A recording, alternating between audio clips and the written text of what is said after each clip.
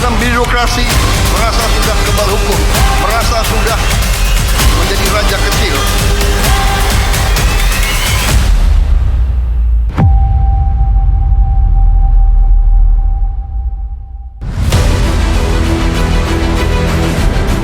Presiden Prabowo Subianto sejatinya tertantang membawa kapal besar NKRI melaju kencang mewujudkan Astacita. Tapi realita cupetnya anggaran memaksa Prabowo bersabar dan berhitung ulang, menimbang kembali skala prioritas program-program andalannya. Seruan efisiensi anggaran pun digaungkan, bahkan sejak roda pemerintahannya belum genap bergulir 100 hari. Kebocoran-kebocoran kita, kalau kita hemat, kalau pemerintah itu ketat, bersih,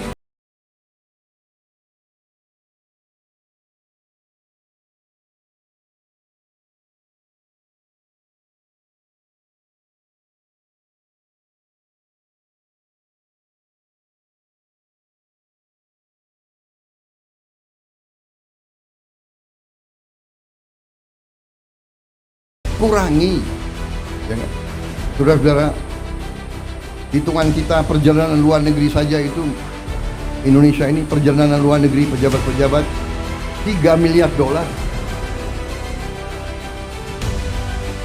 Saya minta dikurangi 50% saja.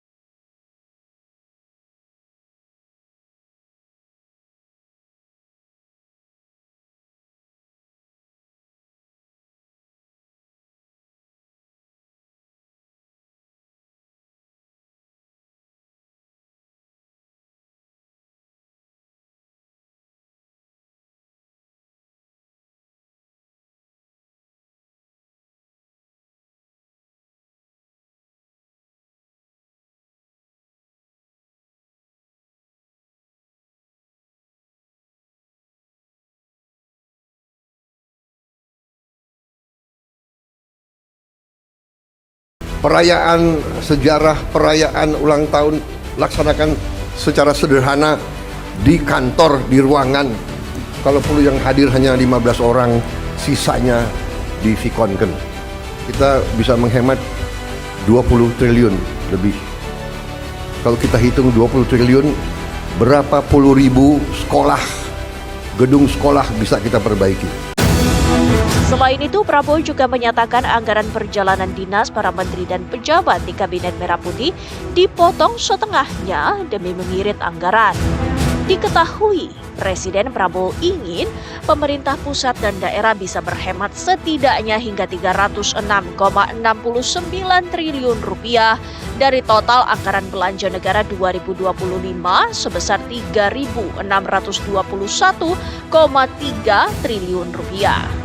Angka itu didapat dari penghematan anggaran belanja kementerian dan lembaga sebesar 256,1 triliun rupiah dan dari alokasi dana transfer ke daerah atau TKD senilai 50,59 triliun rupiah.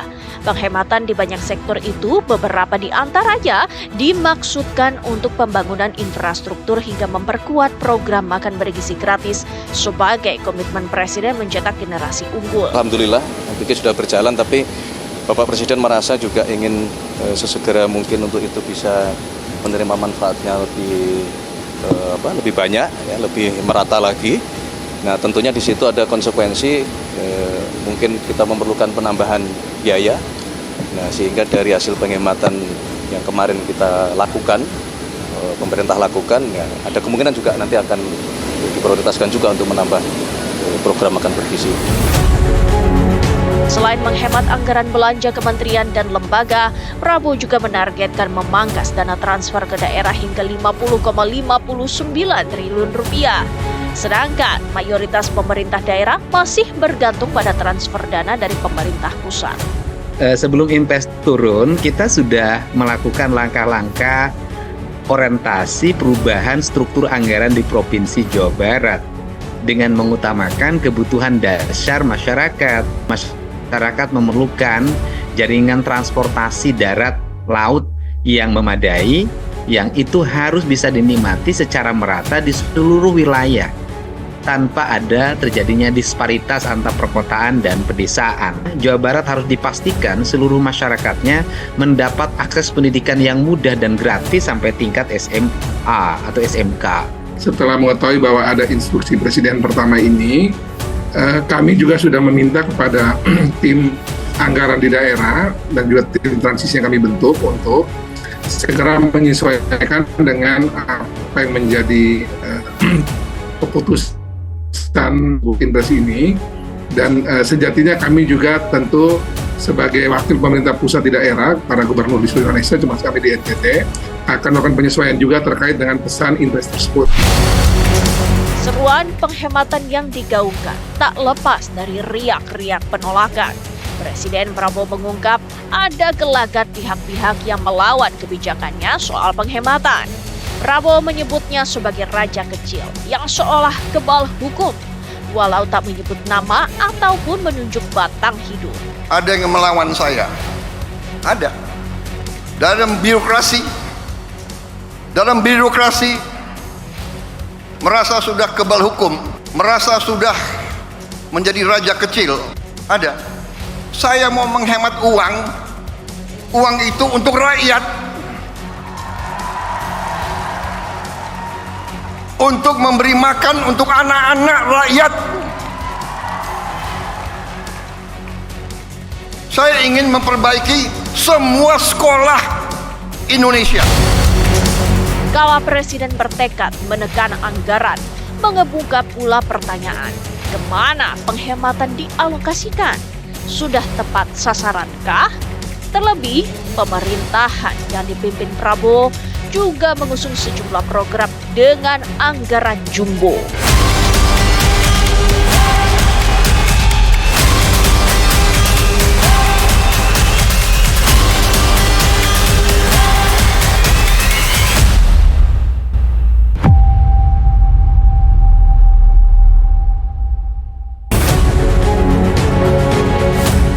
Presiden Prabowo Subianto begitu semangat setiap kali menyerukan penghematan anggaran dalam berbagai kesempatan. Target penghematan yang dicanangkan memang tidak main-main. Angka dipatok mencapai 306,69 triliun rupiah dari total anggaran belanja negara 2025 sebesar 3.621,3 triliun rupiah. Prabowo ingin efisiensi tidak sekedar penghematan, tapi bagaimana memperbaiki belanja pemerintah sehingga menutup celah korupsi.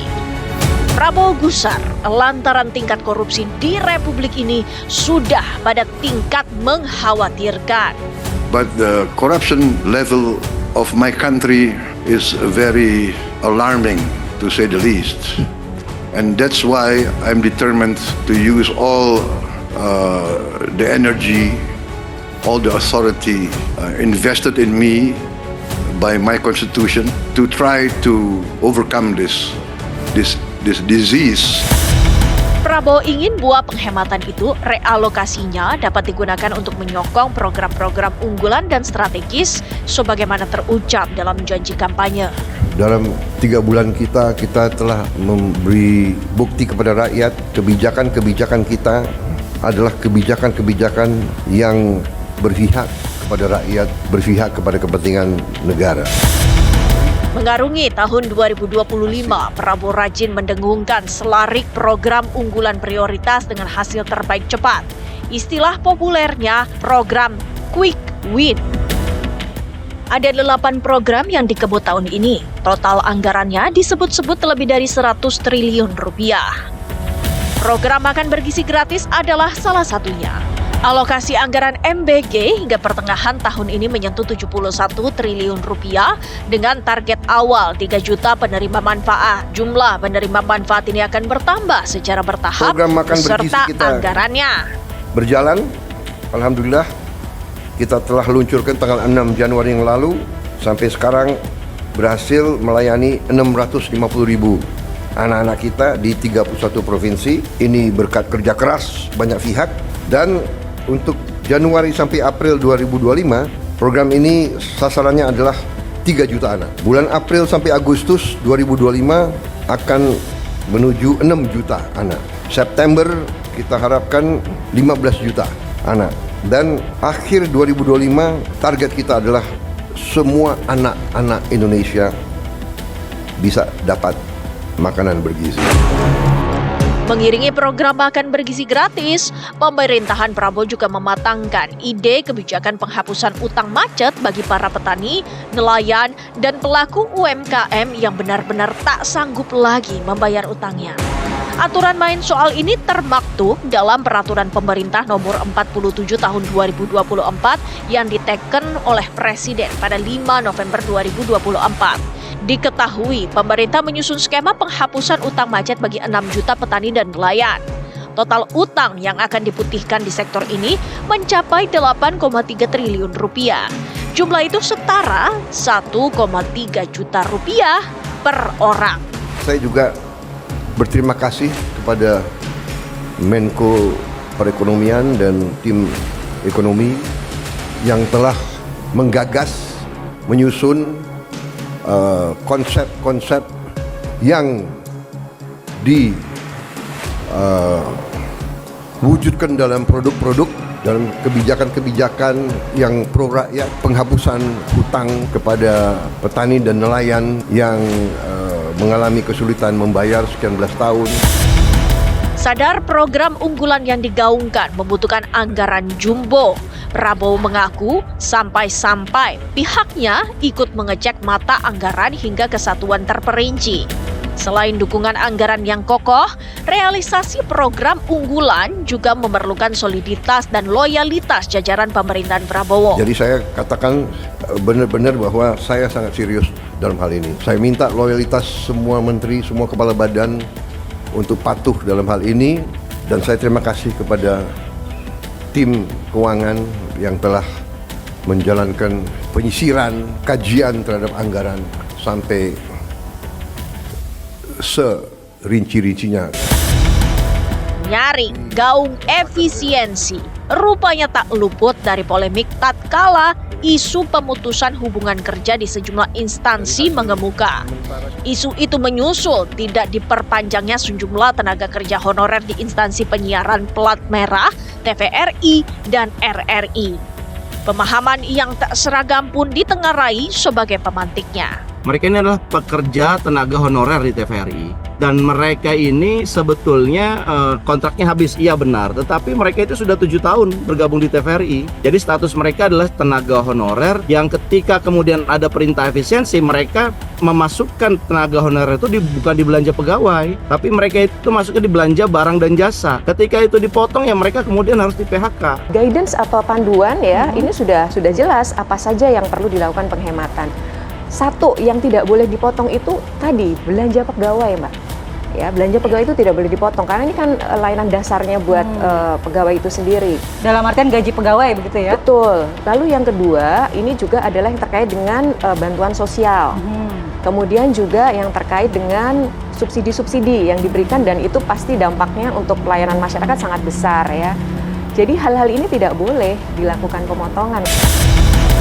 Prabowo tentu mahfum, kebijakan efisiensi yang diusungnya tak selalu diartikan selaras.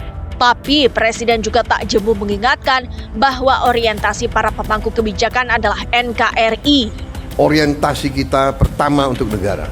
Kita memang ada yang berasal dari partai politik, ada yang berasal dari organisasi kemasyarakatan dan sebagainya. Tapi begitu kita sudah disumpah, begitu kita menjabat sebagai pejabat negara, orientasi kita, kepentingan kita adalah untuk negara. Presiden Prabowo Subianto bersungguh-sungguh menggalakkan efisiensi di banyak sektor. Selain memangkas anggaran kegiatan seremonial dan perjalanan dinas, sederet budget fantastis di pos-pos non-strategis juga dikikis hingga lebih dari separuhnya.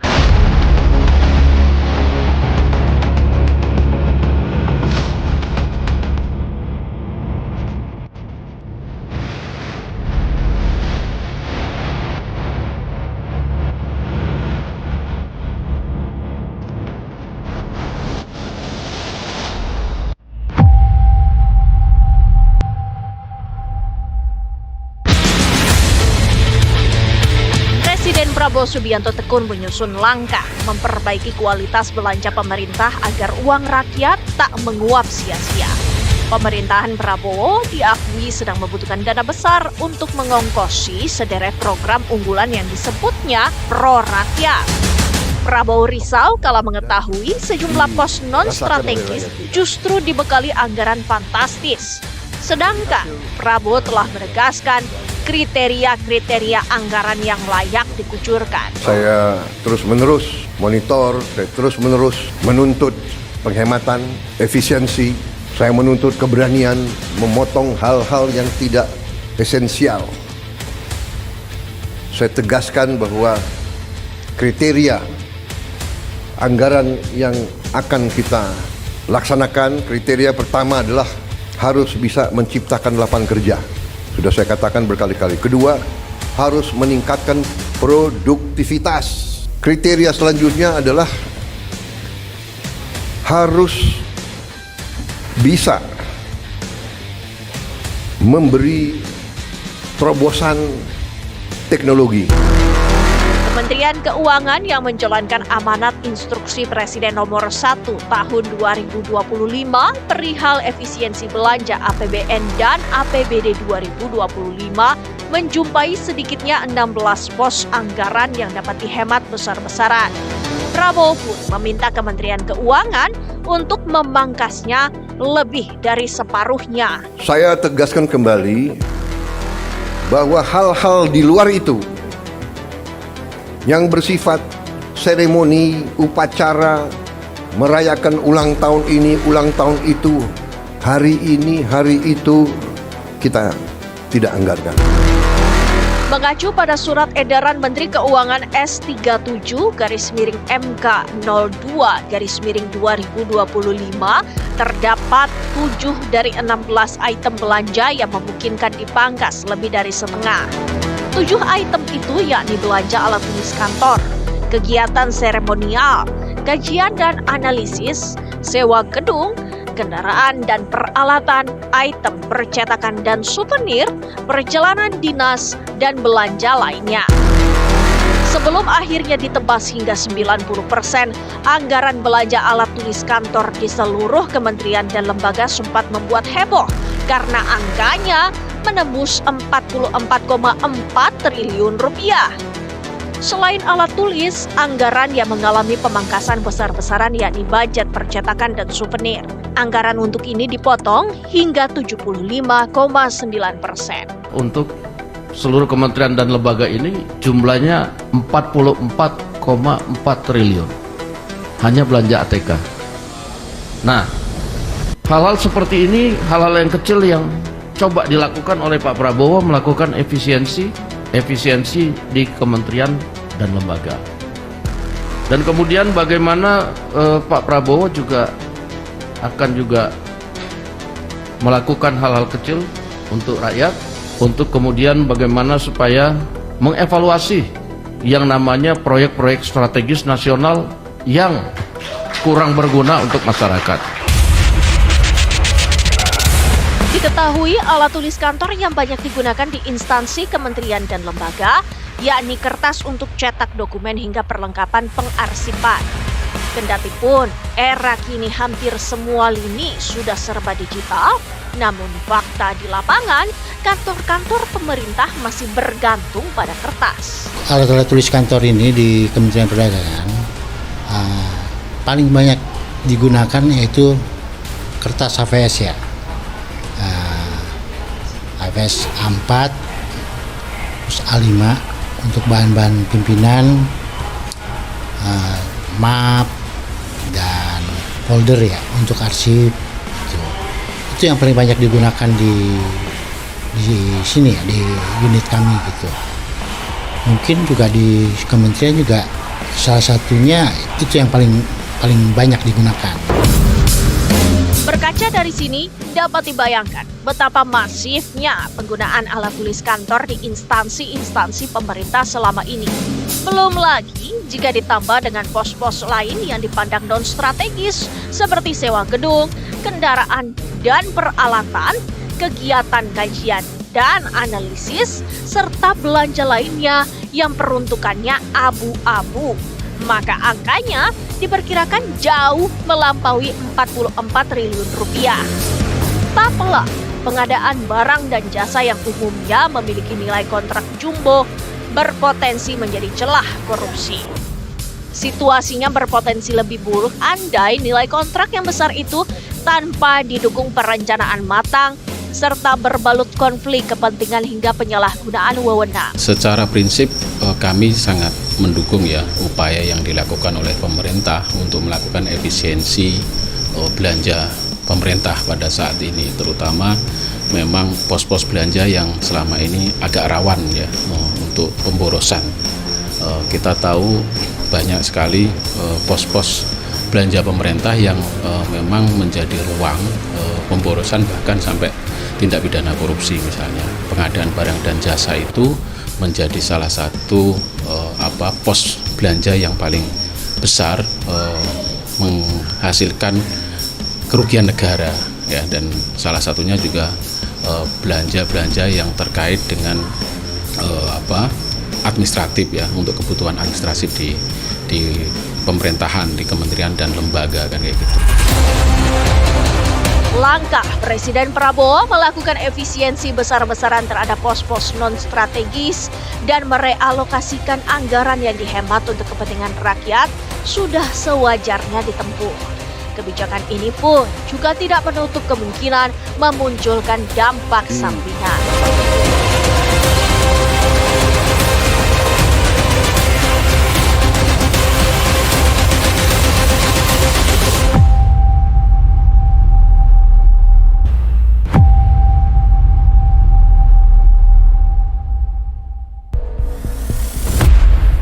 Presiden Prabowo Subianto tentu sudah berhitung jika seruan penghematan yang digaungkan tidak selalu disambut anggukan. Maka dapatlah dimaklumi kalau kemudian muncul riak-riak kegaduhan saling bersahutan. Mereka mencoba tampil sebagai penyeimbang sekaligus penegas bila sebuah kebijakan tak sanggup membuat semua pihak senang. Itu pula yang tergambar ketika mahasiswa di berbagai penjuru beraksi turun ke jalan mendengungkan slogan Indonesia Gelap sebagai bentuk kekecewaan mereka terhadap kebijakan efisiensi anggaran. Mengisi aksi itu, mahasiswa meneriakan sejumlah tuntutan. Beberapa di antaranya yakni mendesak pemerintah mencabut instruksi presiden soal efisiensi anggaran. Mahasiswa juga menyuarakan kerisauan bila efisiensi berpotensi berdampak pada pemangkasan anggaran pendidikan yang bisa-bisa berujung pada kenaikan uang kuliah tunggal atau UKT. Mereka menghendaki terwujudnya pendidikan gratis, ilmiah, dan demokratis. Yang menjadi kekhawatiran kita kemarin, ini ngenanya dalam sektor pendidikan sebenarnya, Mas. Sebenarnya satu sisi, kebijakan ini sudah tepat diambil oleh pemerintah. Namun ada beberapa yang harus diperhatikan, termasuk di pendidikan ini sebenarnya dalam undang-undang kan udah dimandatkan negara untuk mengakomodir pendidikan dengan sebaik-baiknya. Artinya dalam sektor pendidikan tidak boleh dipangkas, seharusnya ditambah. Karena dengan pemangkasan sistem pendidikan, efek dominonya di bawah makin besar, Mas. Inilah, ya namanya kebebasan berekspresi, tapi tolong sekali lagi ya jangan membelokkan apa yang sebenarnya tidak seperti itu. Mana nggak ada Indonesia gelap. Kita akan menyongsong Indonesia bangkit. Berarti Pak, kalau ada yang membelokkan ya Pak, ada yang membelokkan. Kita sebagai bangsa harus optimis. Harus optimis. Kita ini dalam satu perahu yang sama, dalam satu kapal yang sama kan gitu. Jadi berilah kesempatan juga pemerintahan yang dipimpin Pak Prabowo juga baru 100 hari, sekian bulan, banyak sekali masalah, tapi Anda perhatikan bahwa kita terus-menerus mencari solusi kan begitu. Bahwa itu belum bisa menyenangkan seluruh pihak, mungkin ada pihak-pihak yang masih belum bisa menerima. Bagi kami pemerintah itu biasa. Selanjutnya, mahasiswa juga meminta evaluasi menyeluruh program makan bergizi gratis yang realisasinya dinilai kurang tepat. Mereka menuding program makan bergizi gratis sebagai biang persoalan, lantaran disebut mengerus anggaran yang imbasnya kemana-mana. Kami sepakat kok gitu, masalah efisiensi. Yang kemudian kami kritik adalah anggaran yang kemudian diambil, diefisiensi, dipangkas, digunainnya buat apa nih? Gitu. Ketika kemudian ada narasi 300 triliun, 400 triliun digunakan untuk MBG, kami tidak sepakat. Karena kami juga ikut mengacu pada kajian-kajian yang ada di NGO atau LSM, ada 64,48 triliun anggaran yang digunakan untuk membiayai makan bergizi gratis bagi anak orang kaya. Masukan sudah banyak ya, dari masyarakat, dari orang tua, ya. Terus tadi dari mahasiswa, bahwa tiap hari kami MBG itu dievaluasi. Setiap saat ada kekurangan, minus-minus di sana-sini, ini sedang kita perbaiki. Yang pasti kalau tadi soal penerima manfaat orang-orang kaya, ya memang programnya program universal. Oleh karena itu tadi masukan dari mahasiswa, masukan dari publik itu kan menjadi perhatian kami semua, bahwa sejatinya ada sisi-sisi yang minus yang kita harus perbaiki, ada yang kurang yang harus kita perbaiki pula. Pemerintah pun membuka diri menyikapi suara sumbang mahasiswa. Pemerintah mengklaim kebijakan efisiensi tidak berdampak pada sektor pendidikan yang dicemaskan oleh mahasiswa. Kami tegaskan bahwa beasiswa Kartu Indonesia Pintar tidak dilakukan pemotongan atau pengurangan. Dengan demikian, seluruh mahasiswa yang telah dan sedang menerima beasiswa KIP Kartu Indonesia Pintar dapat meneruskan program belajar seperti biasanya. Indonesia masih terang benderang, jadi tidak usah khawatir. Pertama, ini pendidikan menjadi prioritas pemerintah, tidak ada pangkasan apapun. Ini sangat clear. Jadi adik-adikku ya di seluruh Indonesia silahkan kuliah kembali, yang sudah dapat beasiswa silakan. Beberapa hari sebelum mahasiswa bergerak turun ke jalan itu di Gedung Parlemen Senayan, terjadi silang pendapat menyikapi kebijakan penghematan anggaran. Anggota Dewan dari Komisi 7 DPR RI menyemprot pimpinan Lembaga Penyiaran Publik atau LPP Televisi Republik Indonesia TVRI dan LPP Radio Republik Indonesia RRI buntut pemecatan terhadap sejumlah jurnalisnya. Dalih pemecatan karena pimpinan menjalankan perintah efisiensi anggaran dari pemerintah. Sebelum rekonstruksi, direksi itu memprioritaskan di papan atas yang dipangkas duluan adalah manusianya. Yang kemudian narasinya itu di lapangan dibenturkan dengan MBG. Gara-gara MBG, kami di PHK. Tapi pemotongan dari mana? Dari atas. Kalau dari pimpinan pasti yang dipotong bisa banyak hal. Kritik juga datang dari anggota Dewan dari fraksi Partai Nasdem, Erna Sari Dewi. Saya mantan penyiar TVRI yang saya tahu sekali bagaimana penderitaan mereka. Kecil gajinya Pak, sangat kecil, di bawah UMR dari dulu sampai sekarang. Direktur Utama LPP RRI, Hendrasmo, kemudian menyatakan bahwa kebijakan efisiensi anggaran yang dilakukan tidak berimbas pada pemutusan hubungan kerja bagi tenaga kontrak, pengisi acara, maupun pegawai honorer. Juga feedback dari Pak Lamhot ya terkait dengan efisiensi, tetap efisiensi di luar kontributor dan outsourcing ini mungkin bisa tetap kita tindak lanjuti. Menyikapi polemik ini, pemerintah melalui Kementerian Keuangan buka suara bahwa tidak ada pemutusan hubungan kerja di lingkungan kementerian atau lembaga pemerintah imbas penghematan anggaran. Anggaran untuk tenaga honorer pun dialokasi seperti biasa. Dengan ini disampaikan bahwa tidak ada PHK tenaga honorer di lingkungan kementerian dan lembaga. Kami memastikan bahwa langkah efisiensi atau dalam hal ini rekonstruksi dari anggaran-anggaran kementerian lembaga tidak terdampak terhadap tenaga honorer. Imbas realokasi anggaran secara besar-besaran di instansi pemerintah diperkirakan akan berpengaruh pada belanja pemerintah pusat dan daerah kepada pelaku usaha.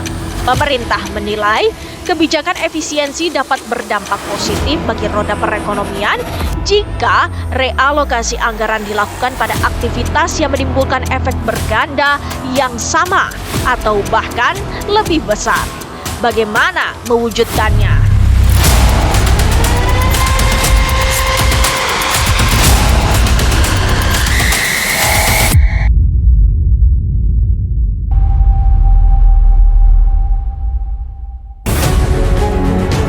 Pemerintah Presiden Prabowo Subianto sedang berupaya keras menyisir dan memangkas besar-besar pos-pos anggaran yang dipandang pemborosan. Maklum, target efisiensi dipatok 306,69 triliun rupiah dari total anggaran belanja negara 2025 sebesar 3.621,3 triliun rupiah.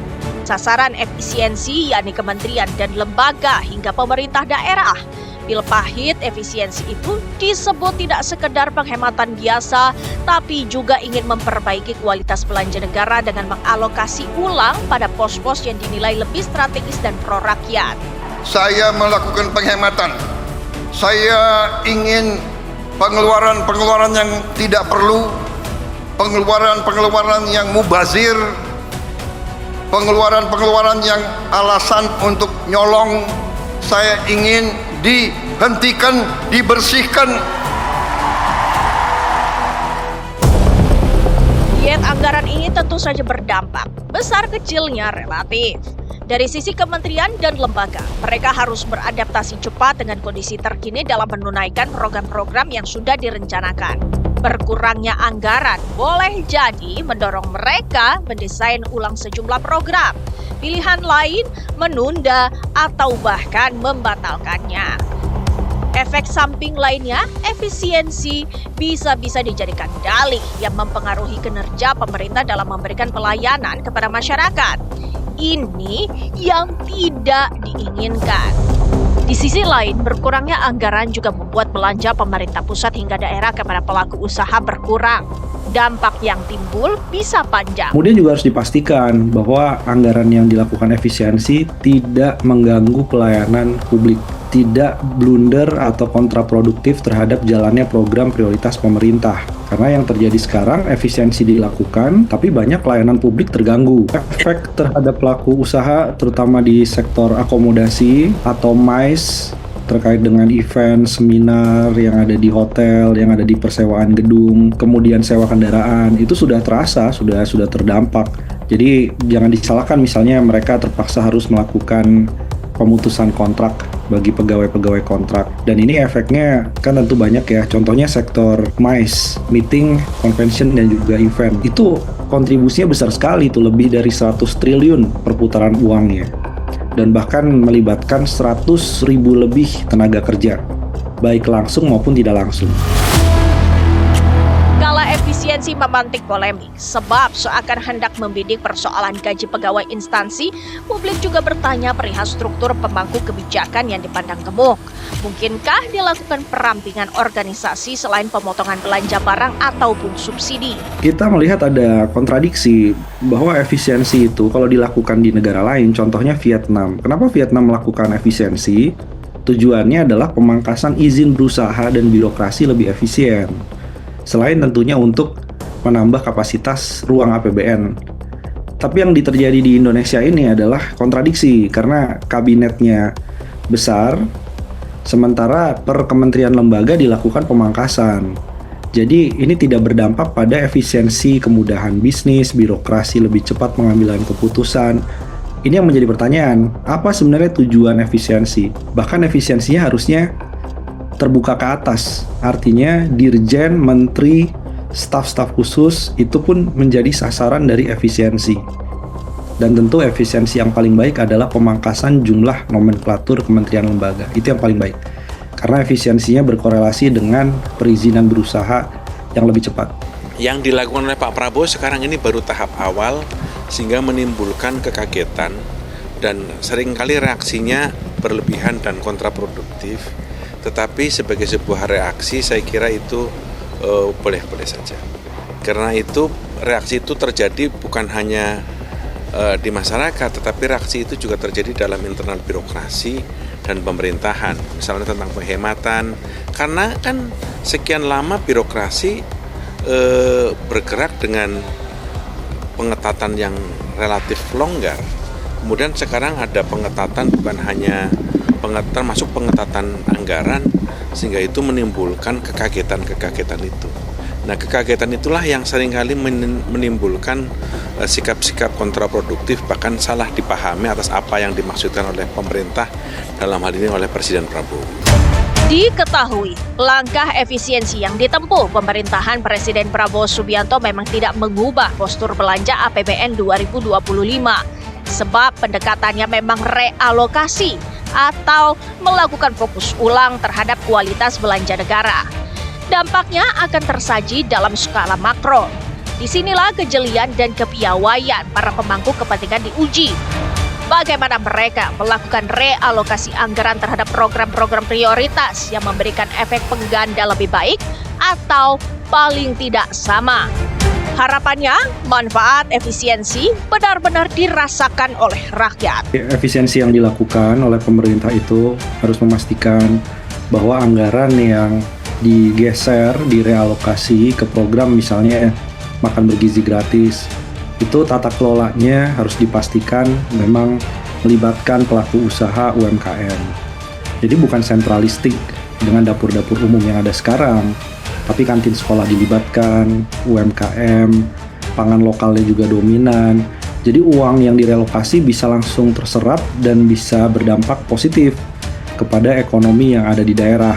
Untuk langkah saat ini, itu kan tidak dilakukan pengurangan total belanja negara. Jadi yang ada adalah di refocusing, sehingga dampak secara agregat terhadap perekonomian tentu tergantung dari masing-masing. Kalau realokasinya pada aktivitas yang menimbulkan multiplier efek yang sama atau bahkan lebih besar, dampak kepada perekonomian akan jauh lebih baik. Jadi nanti kita akan lihat dari sisi langkah-langkah ini, tapi kami terus melakukan tentu saja monitoring dari langkah-langkah ini. Mewujudkan efisiensi dan realokasi anggaran yang ideal diakui tidaklah semudah membalikan telapak tangan. Butuh kemauan dan kesungguhan segenap pihak. Presiden Prabowo Subianto pun tak lelah menggemakan ke khalayak bahwa setiap kebijakan yang ditempuhnya ditujukan untuk kepentingan rakyat dan negara.